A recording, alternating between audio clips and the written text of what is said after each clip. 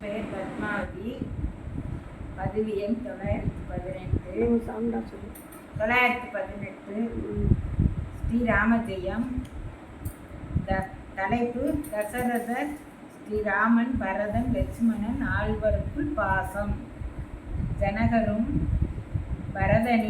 பரதனிடம் கூறியது: நீங்கள் அண்ணன் தம்பி நால்வரும் பாசத்திற்கு எடுத்துக்காட்டு. ஆகவே எனக்கு அது பெருமை அளிக்கிறது. நீங்கள் காட்டும் பாசம் ஞானியாகிய எங்கள் மனதை உறுத்துகிறது. உலகம் உள்ளவரை நீங்கள் ஒரு எடுத்துக்காட்டாய் திகழ்வீர்கள். பரதா, அன்பென்னும்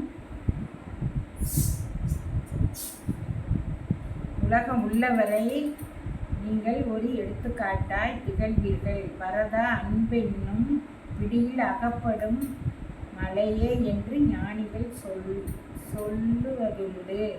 தூய்மையான அன்பினால் சாதிக்க முடியாதது எதுவும் இல்லை.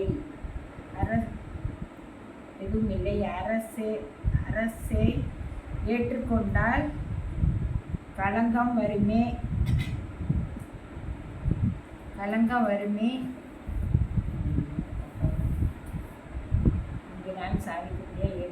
அரசை ஏற்றுக்கொண்டால் களங்க வருமே என்று ஏற்றுக்கொண்டாவிட்டால் புகழ் வரும் என்று சிந்தனையெல்லாம் கடந்து இது பாவம், இது புண்ணியம் என்று சொல்ல, பரதனும் ஸ்ரீராமனின் பாதங்களை வணங்கி தரையில் அமர்ந்து கண்களில் நீர் சிந்த, அண்ணா, உண்மையான தூய்மையான அன்போடு கேட்கிறேன். நீங்கள் இந்த அரசை ஏற்றுக்கொண்டு உங்கள் தம்பியான எனது உயிரை காக்க வேண்டும்.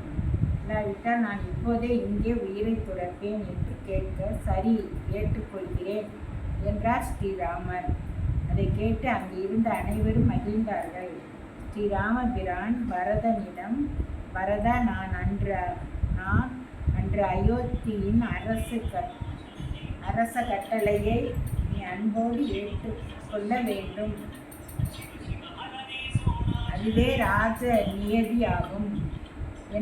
எனக்கு தந்தையார் 14 ஆண்டுகள் வனவாசம் செல்ல கட்டளையிட்டிருந்தார். எனவே நான் தந்தையின் கட்டளையை நிறைவேற்ற வரை நீ அயோத்தி ராஜ்யத்தை ஆண்டு வர வேண்டும் என்றார் ராமர். எப்படிப்பட்ட சண்டை பாருங்கள்! எல்லோருக்கும் சந்தனம் அரைத்து பூசினால் ஏற்படும் குளிர்ச்சி போல இருந்தது.